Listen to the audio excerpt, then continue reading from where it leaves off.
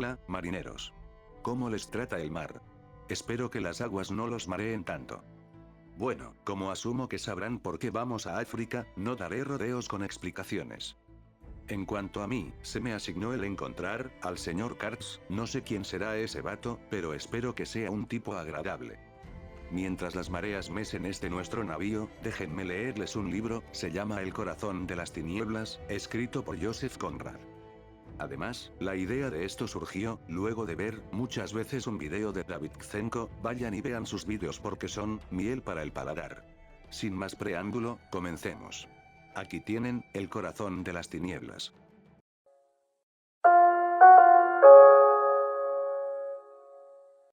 Advertencia.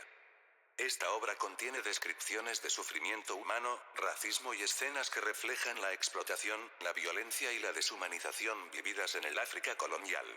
Aunque no hay violencia gráfica explícita, el relato transmite imágenes inquietantes y una atmósfera opresiva que puede resultar perturbadora. Cualquier inconveniente que tengas durante o después de este video, el único responsable serás tú mismo, porque has elegido verlo. Yo no me haré responsable. Has sido avisado. Capítulo 4. Caminé río arriba. Sin prisa. Mirad, aquello había ardido como si fuera una caja de cerillas. Desde el primer momento no había tenido remedio. La llama había saltado a lo alto, haciendo retroceder a todo el mundo, y después de consumirlo todo se había apagado. La cabaña no era más que un montón de ascuas y cenizas candentes. Un negro era azotado cerca del lugar. Se decía que de alguna manera había provocado el incendio. Fuera cierto o no, gritaba horriblemente. Volví a verlo días después, sentado a la sombra de un árbol. Parecía muy enfermo, trataba de recuperarse. Más tarde se levantó y se marchó, y la selva muda volvió a recibirlo en su seno. Mientras me acercaba al calor vivo desde la oscuridad, me encontré a la espalda de dos hombres que hablaban entre sí. Oí que pronunciaban el nombre de Kurtz y que uno le decía al otro: deberías aprovechar este incidente desgraciado. Uno de los hombres era el director. Le deseé buenas noches. ¿Ha visto usted algo parecido? Es increíble, dijo y se marchó. El otro hombre permaneció en el lugar. Era un agente de primera categoría, joven, de aspecto distinguido, un poco reservado, con una pequeña barba bifurcada y nariz aguileña. Se mantenía al margen de los demás agentes, y estos a su vez decían que era un espía al servicio del director. En lo que a mí respecta, no había cambiado nunca una palabra con él. Comenzamos a conversar y sin darnos cuenta, nos fuimos alejando de las ruinas humeantes. Después me invitó a acompañarlo a su cuarto, que estaba en el edificio principal de la estación. Encendió una cerilla, y pude advertir que aquel joven aristócrata no solo tenía un tocador montado en plata sino una vela entera, toda suya. Se suponía que el director era el único hombre que tenía derecho a las velas.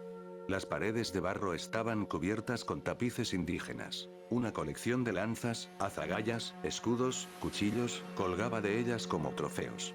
Según me habían informado, el trabajo confiado a aquel individuo era la fabricación de ladrillos, pero en toda la estación no había un solo pedazo de ladrillo, y había tenido que permanecer allí desde hacía más de un año, esperando. Al parecer no podía construir ladrillos sin un material, no sé qué era, tal vez paja.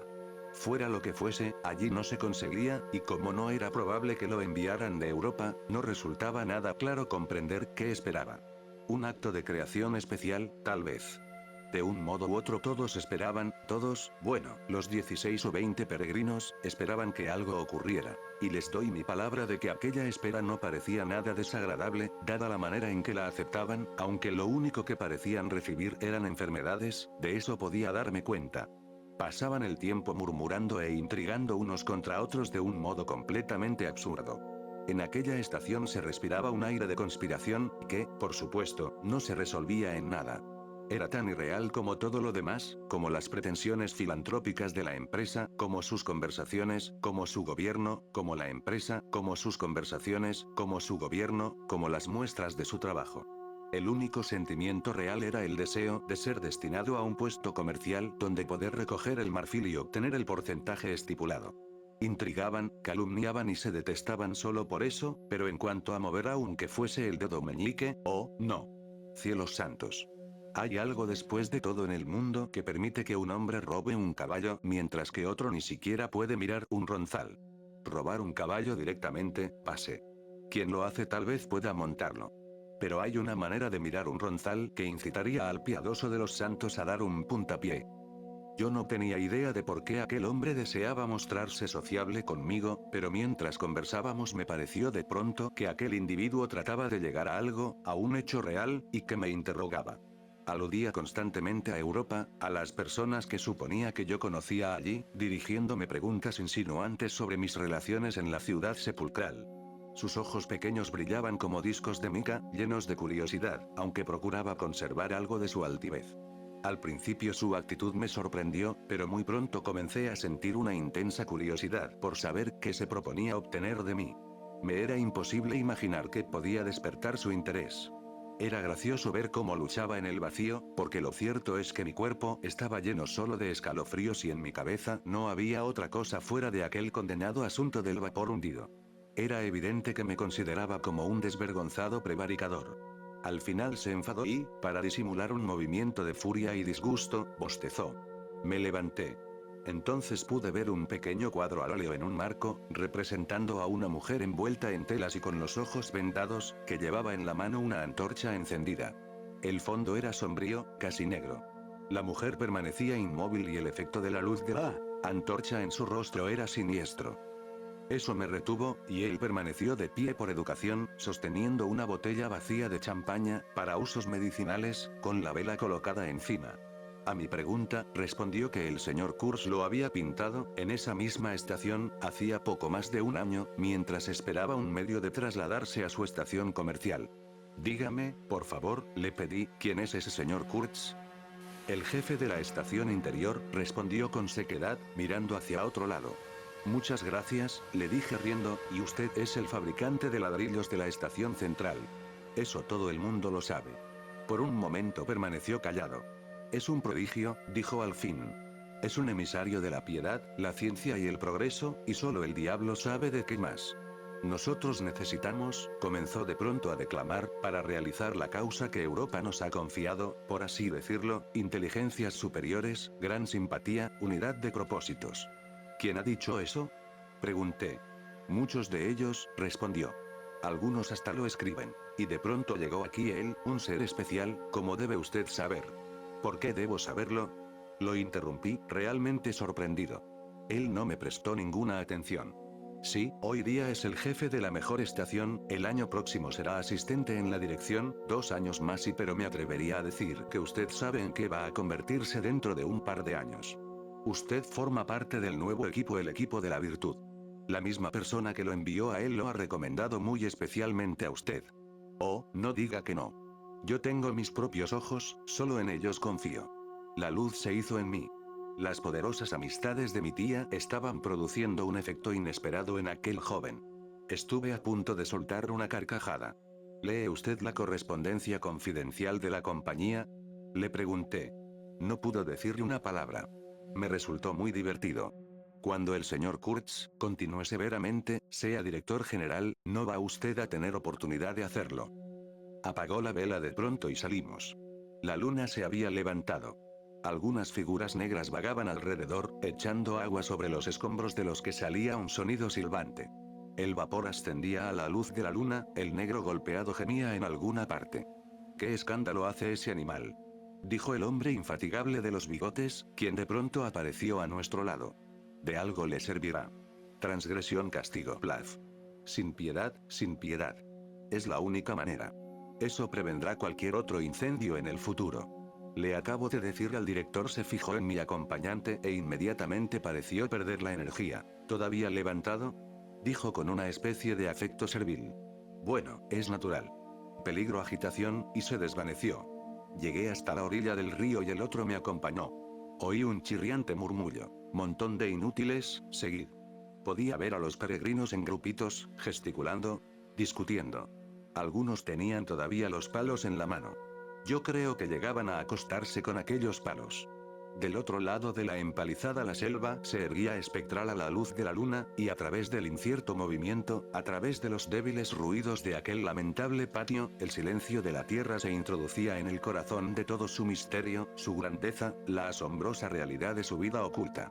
El negro castigado se lamentaba débilmente en algún lugar cercano, y luego emitió un doloroso suspiro que hizo que mis pasos tomaran otra dirección. Sentí que una mano se introducía bajo mi brazo.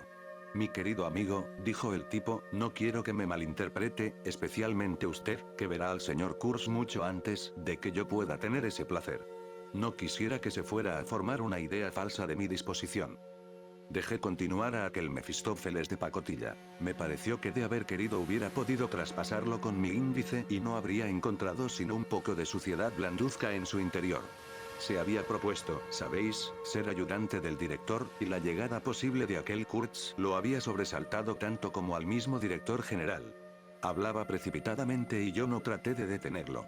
Apoyé la espalda sobre los restos del vapor, colocado en la orilla, como el esqueleto de algún gran animal fluvial.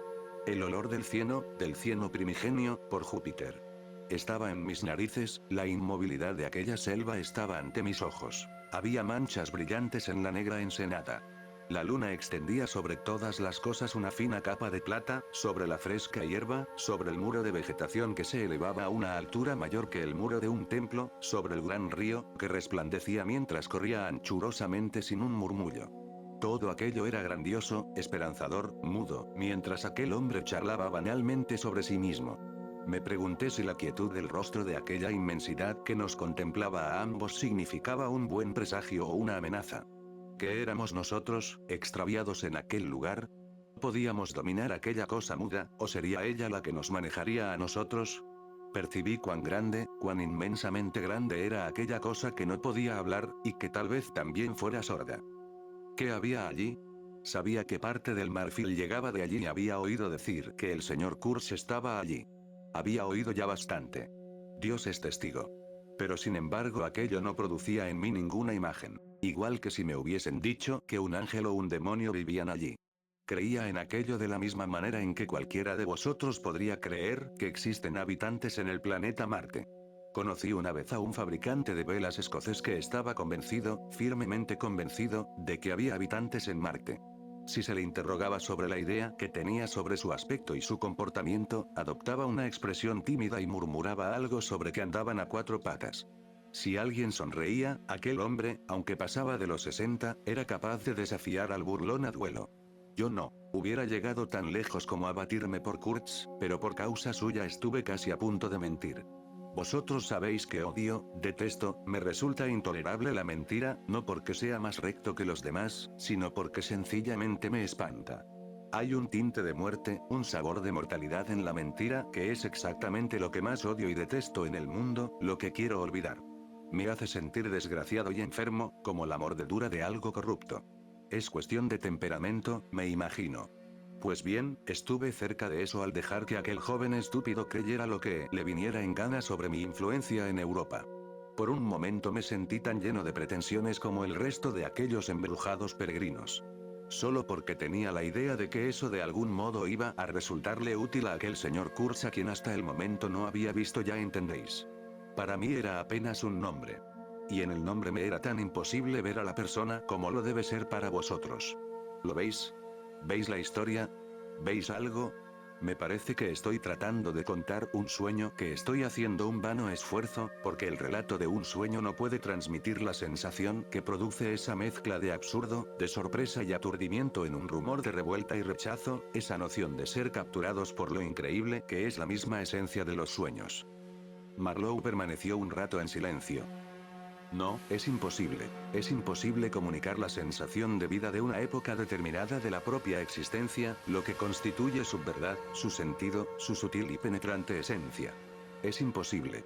Vivimos como soñamos solos. Volvió a hacer otra pausa como reflexionando. Después añadió. Por supuesto, en esto vosotros podréis ver más de lo que yo podía ver entonces. Me veis a mí, a quien conocéis. La oscuridad era tan profunda que nosotros, sus oyentes, apenas podíamos vernos unos a otros. Hacía ya largo rato que él, sentado aparte, no era para nosotros más que una voz. Nadie decía una palabra. Los otros podían haberse dormido, pero yo estaba despierto. Escuchaba aguardando la sentencia, la palabra que pudiera servirme de pista en la débil angustia que me inspiraba aquel relato que parecía formularse por sí mismo, sin necesidad de labios humanos, en el aire pesado y nocturno de aquel río.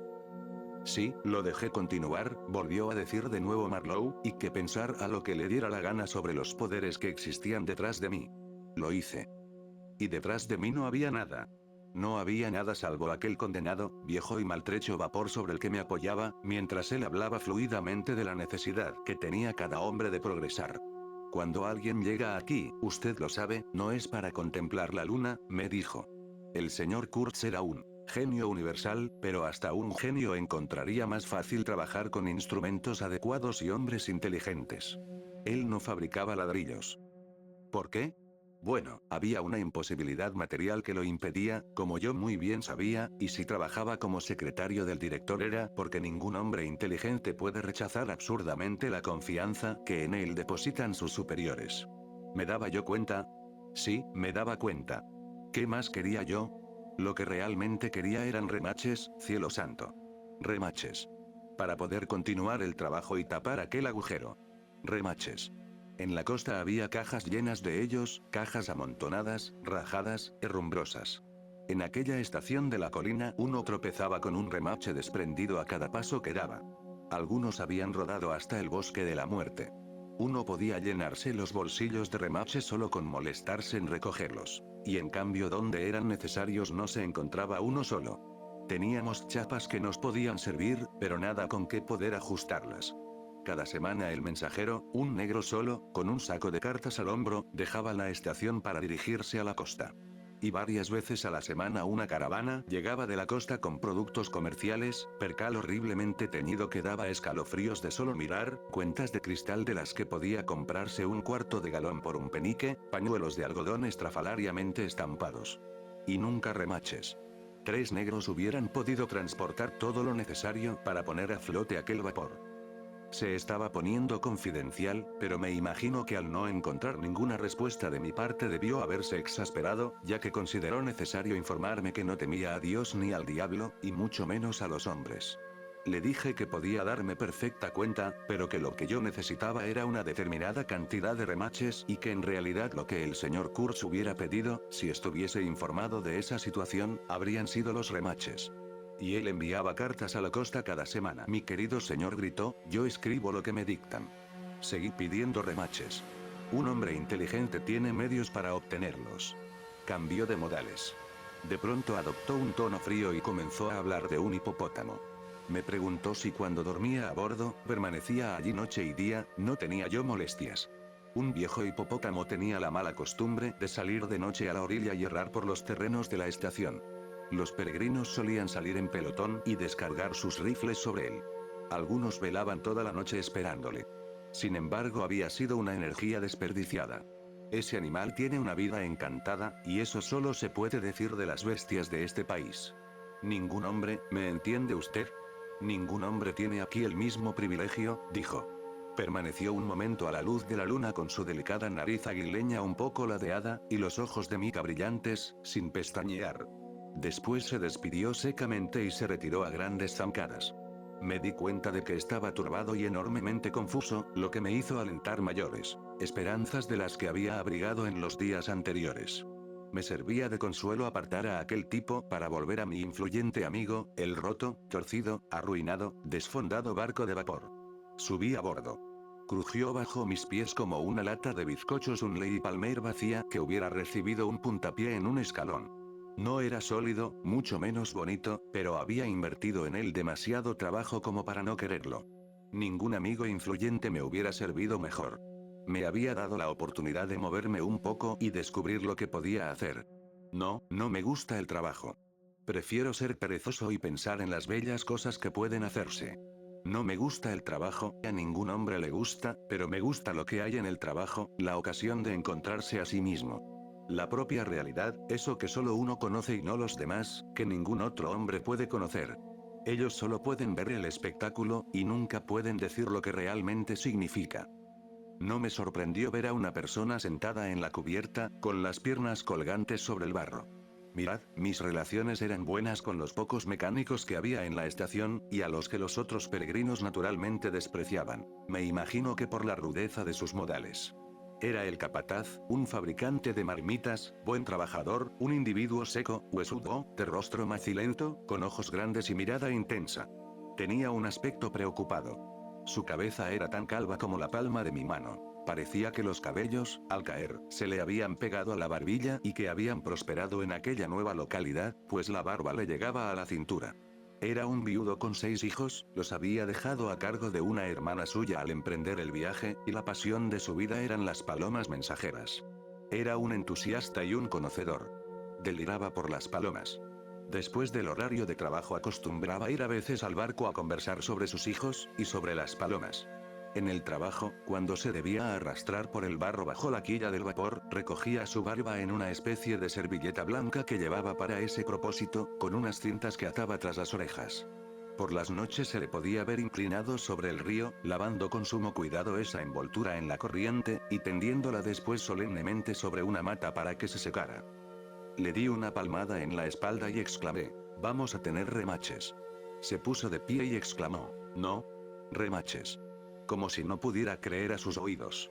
Luego, añadió en voz baja: «¿Usted, No sé por qué nos comportábamos como lunáticos».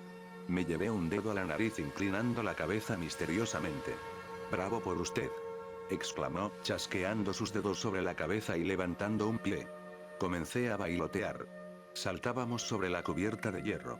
Un ruido horroroso salió de aquel casco arrumbado y el bosque virgen desde la otra margen del río lo envió de vuelta en un eco atronador a la estación dormida. Aquello debió hacer levantar a algunos peregrinos en sus cabañas. Una figura oscura apareció en el portal de la cabaña. Del director, desapareció, y luego, un segundo o dos después, también la puerta desapareció.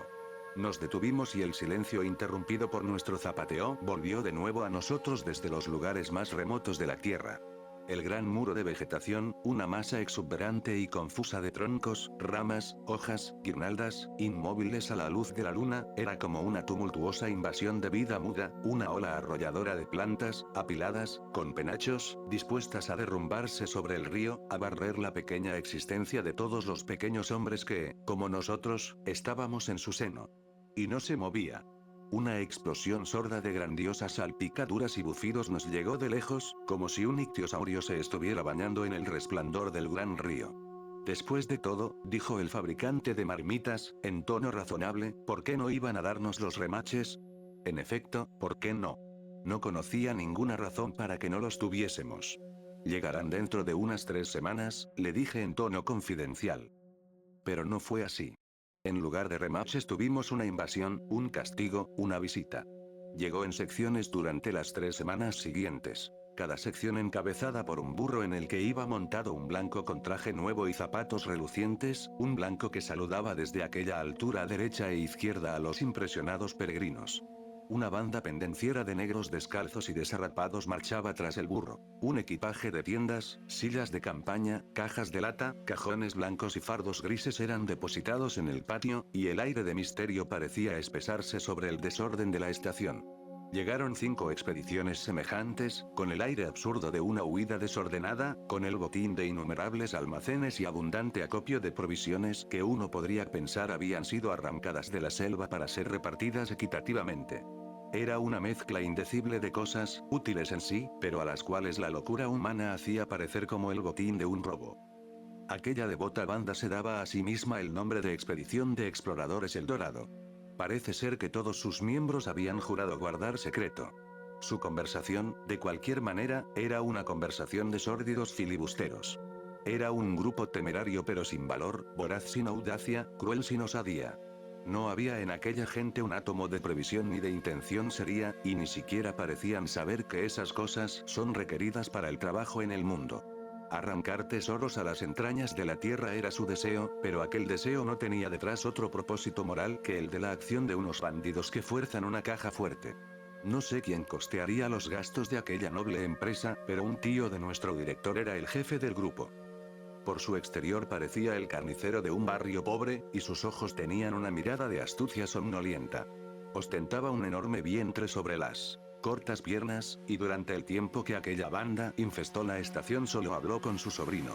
Podía uno verlos vagando durante el día por todas partes, las cabezas unidas en una interminable confabulación. Renuncié a molestarme más por el asunto de los remaches. La capacidad humana para esa especie de locura es más limitada de lo que vosotros podéis suponer. Me dije, a la horca con todos. Y dejé de preocuparme. Tenía tiempo en abundancia para la meditación, y de vez en cuando dedicaba algún pensamiento a Kurtz. No me interesaba mucho. No.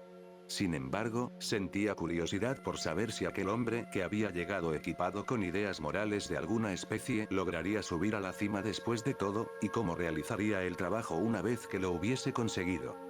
Fin del capítulo.